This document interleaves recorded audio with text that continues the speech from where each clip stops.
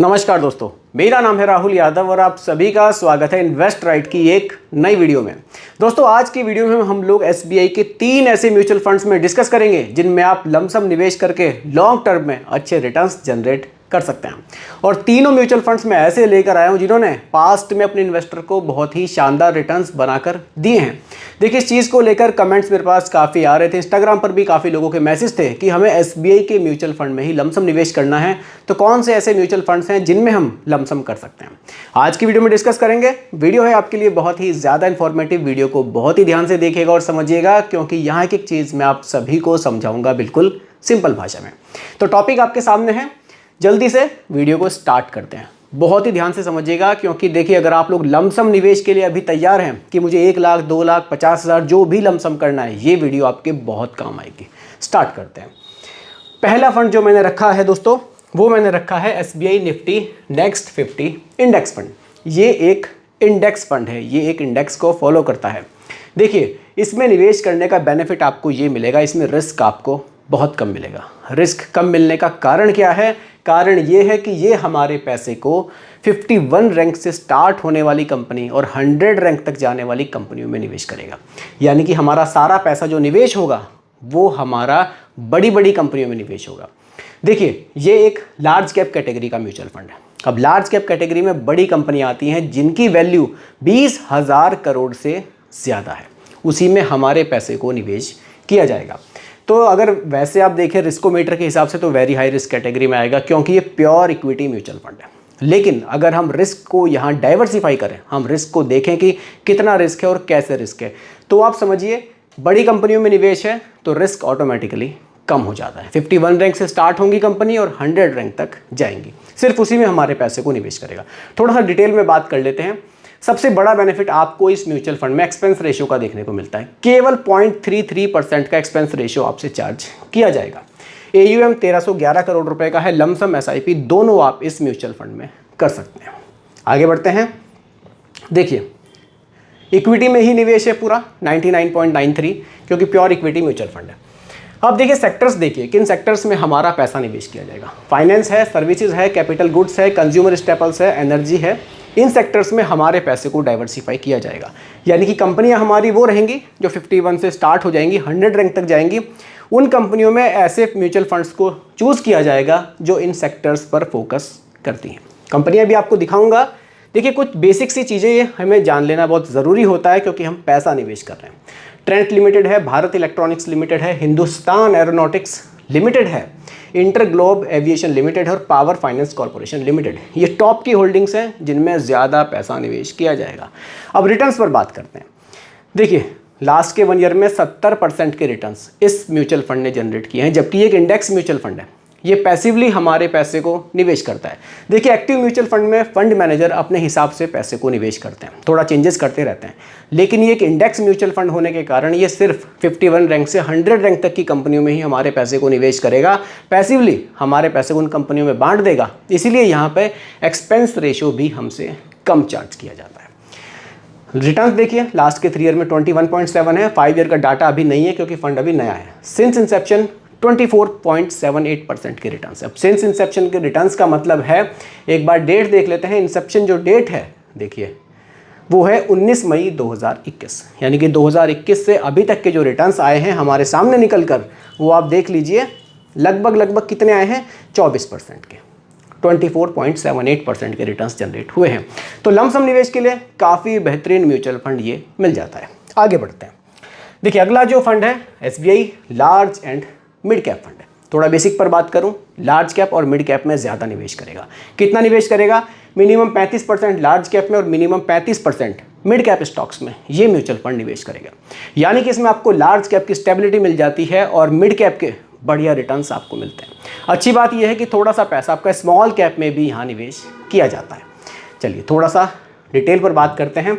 Expense ratio केवल 0.7% है और एयूएम 28,172 करोड़ है। काफ़ी पैसा लोग इस फंड में निवेश कर चुके हैं। इंसेप्शन डेट 1 जनवरी 2013 है। पुराना ये फंड है। लॉन्ग टाइम में रिटर्न्स इसके देखेंगे कैसे बनाकर इसने दिए हैं। लमसम एसआईपी दोनों आप कर सकते हैं।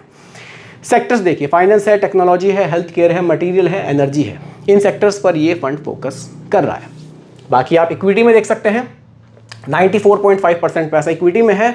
डाइवर्सिफिकेशन देखेंगे, लार्ज कैप में सबसे ज़्यादा है 41.6%, लार्ज कैप बड़ी कंपनियाँ। मिड कैप में 35.9 है, मिड कैप मॉडरेट कंपनियाँ। रैंकिंग देखेंगे 101 रैंक से स्टार्ट हो जाएंगी, 250 रैंक तक जाएंगी। स्मॉल कैप छोटी कंपनियाँ, 15.5% का जो निवेश है स्मॉल कैप में भी रखा गया है। स्मॉल कैप थोड़ा सा रिस्की है लेकिन रिटर्न्स भी ज़्यादा बना कर देता है। कॉम्बिनेशन अच्छा है, लार्ज कैप में ज़्यादा, मिड कैप में उससे कम और स्मॉल कैप में उससे कम। देखिए स्मॉल कैप में जो कंपनियां हैं उनमें पोटेंशियल होती है हायर रिटर्न्स जनरेट करने की, थोड़ा सा रिस्की कैटेगरी होती है। अच्छी बात है कि बहुत बड़ा पोर्शन स्मॉल कैप में नहीं है। चलिए टॉप की होल्डिंग्स देख लीजिए। एचडीएफसी बैंक है, रिलायंस इंडस्ट्रीज़ है, आईसीआईसीआई बैंक है, एचडीएफसी एसेट मैनेजमेंट कंपनी है और मुथूट फाइनेंस लिमिटेड है। ये इसकी टॉप की होल्डिंग्स हैं जिनमें ज़्यादा पैसा निवेश किया गया है। ठीक है, आगे बढ़ते हैं, रिटर्न्स देखते हैं।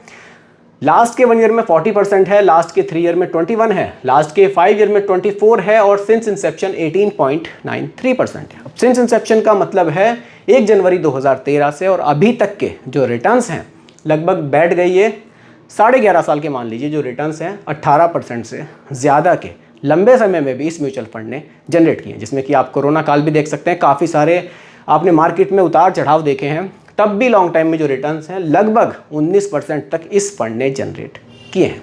तो काफ़ी बढ़िया फंड है, लमसम आप इसमें भी कर सकते हैं। आगे बढ़ते हैं, अगला जो फंड है एसबीआई का कॉन्ट्रा फंड। अब ये एक अलग ही तरह का फंड है। अब अलग इसमें क्या है, अलग इसमें यह है कि ये मार्केट का जो ट्रेंड है उसको फॉलो नहीं करता है, ये उससे अलग चलता है।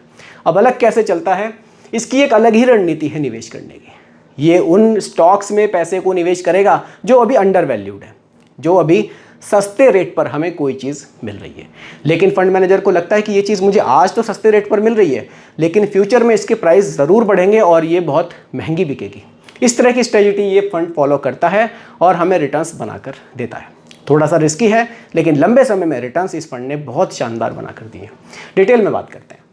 देखिए एक्सपेंस रेशियो 0.57%, AUM 39,433 करोड़ है, काफ़ी बड़ा AUM है, काफ़ी पैसा लोग इस फंड में निवेश कर रहे हैं। रिटर्न्स अच्छे ना होते तो क्यों लोग इतना पैसा इस फंड में निवेश करते हैं। आगे देखेंगे आप रिटर्न्स भी। लमसम SIP दोनों के लिए ये फंड ओपन है।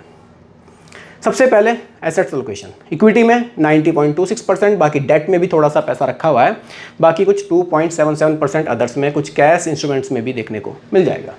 सेक्टर देखिए, फाइनेंस है, एनर्जी है, टेक्नोलॉजी है, हेल्थ केयर है, कंज्यूमर स्टेपल्स है। इन सेक्टर्स पर ये फंड फोकस कर रहा है। अब देखिए ये फंड अपने आप में थोड़ा सा ये स्वतंत्र है, यहाँ फंड मैनेजर निवेश करने के लिए। Large cap, mid cap, small cap में वो अपने हिसाब से एलोकेशन थोड़ा बहुत कम ज़्यादा कर सकते हैं। लेकिन यहाँ सेबी का नियम ये कहता है कि आप स्टॉक्स वही चूज़ करेंगे जो अंडर वैल्यूड है, क्योंकि फंड ही कॉन्ट्रा फंड है। स्पेशल एक ये स्ट्रेटजी है, इसी को फॉलो करता हुआ ये चलेगा। लार्ज कैप में 45% के आसपास का निवेश, मिड कैप में 23% का निवेश और स्मॉल कैप में 12% का निवेश ये फंड कर रहा है। तो अच्छी बात है कि लार्ज कैप में लोकेशन ज़्यादा है, बड़े स्टॉक्स हैं, भले ही अंडर वैल्यूड हैं लेकिन फ्यूचर में ऐसी उनकी क्षमता है जो वो अच्छी परफॉर्मेंस दे सकते हैं, रिटर्न्स आपको अच्छे ये फंड बनाकर दे सकता है। फंड मैनेजर देखिए ऐसे ही नहीं किसी भी स्टॉक्स को चूज़ कर लेते हैं। हाँ, हालांकि कई बार अंदाजे गलत हो जाते हैं लेकिन फंड मैनेजर काफ़ी जानकार होते हैं इस क्षेत्र के, तो वो बहुत अच्छे से अपने पोर्टफोलियो को बनाकर चलते हैं। वो चाहते हैं कि वो ज़्यादा से ज़्यादा रिटर्न्स अपने इन्वेस्टर्स को बनाकर दें। जितने अच्छे रिटर्न्स वो बनाकर देंगे उतने ही ज़्यादा इन्वेस्टर्स उनके फंड में निवेश करेंगे, इसलिए वो चाहते हैं कि आपको अच्छे रिटर्न्स मिलें। होल्डिंग्स देख लीजिए, HDFC बैंक है, गेल है, टेक महिंद्रा है, कोटक महिंद्रा बैंक है और Indus power limited ordinary shares है। ये टॉप की होल्डिंग्स हमें देखने को मिल जाती हैं। रिटर्न्स देख लेते हैं। लास्ट के 1 ईयर में 46 है, लास्ट के 3 ईयर में 28 है, लास्ट के 5 ईयर में 32 है और सिंस इंसेप्शन रिटर्न्स 18.62 है। सिंस इंसेप्शन 1 जनवरी 2013 से अभी तक के जो रिटर्न्स हैं लगभग 18.5% के इस फंड ने भी जनरेट किए हैं। तो ये कुछ म्यूचुअल फंड्स थे जिनमें आप लमसम निवेश करके अच्छे रिटर्न्स जनरेट कर सकते हैं। अगर लमसम कैलकुलेटर की मैं बात करूं, लमसम कैलकुलेटर पर बात करते हैं, मान लीजिए आप 5 लाख रुपए निवेश करते हैं, 5 लाख रुपए का निवेश, और रिटर्न्स आपने देखे लॉन्ग टाइम में भी हमें 18% के रिटर्न्स मिले हैं। हालांकि म्यूचुअल फंड में रिटर्न्स फिक्स नहीं है, ये बढ़ भी सकते हैं, घट भी सकते हैं। जैसे कि हमने निफ्टी नेक्स्ट 50 में देखा, लास्ट के 1 ईयर में ही हमें 70% के रिटर्न्स मिल गए, लेकिन कंटिन्यूसली वो रिटर्न्स मिलेंगे या नहीं इसकी गारंटी नहीं होती। हम जस्ट एग्जांपल के लिए लॉन्ग टर्म के जो रिटर्न्स थे हमें 18% मिले थे, अगर हम उस पर कैलकुलेशन करें, 18 पर कैलकुलेशन करें और हम इन 5 लाख रुपए को 20 साल के लिए निवेश कर दें, तो जो हमारे 5 लाख रुपए का निवेश है वो बढ़कर हो जाएगा 1.37 करोड़ रुपए। 1 करोड़ से भी ज़्यादा की वैल्यू केवल 5 लाख रुपए के निवेश पर आपको लमसम निवेश पर मिल सकती है। लेकिन रिटर्न्स फिक्स नहीं है, ये बढ़ भी सकते हैं, घट भी सकते हैं। तो दोस्तों यही आज की वीडियो का टॉपिक था कि एसबीआई के लमसम निवेश के लिए कौन से म्यूचुअल फंड्स आपको बेहतर रिटर्न्स बनाकर दे सकते हैं। उम्मीद करता हूं कि टॉपिक आपको पूरी तरह से क्लियर हुआ होगा। फिर भी कोई कंफ्यूजन हो आप मुझे कमेंट कीजिएगा, रिप्लाई मैं आपको ज़रूर करूंगा। बाकी रिकमेंडेशन नहीं है, केवल एजुकेशनल पर्पस वीडियो आप लोगों के लिए बनाई गई है, क्योंकि म्यूचुअल फंड का जो भी निवेश है बाजार जोखिमों के अधीन होता है। बाकी वीडियो पसंद आई हो लाइक शेयर ज़रूर कीजिएगा, और मेरे चैनल पर अगर आप नए हैं इसको भी सब्सक्राइब आप ज़रूर कीजिएगा। नमस्कार।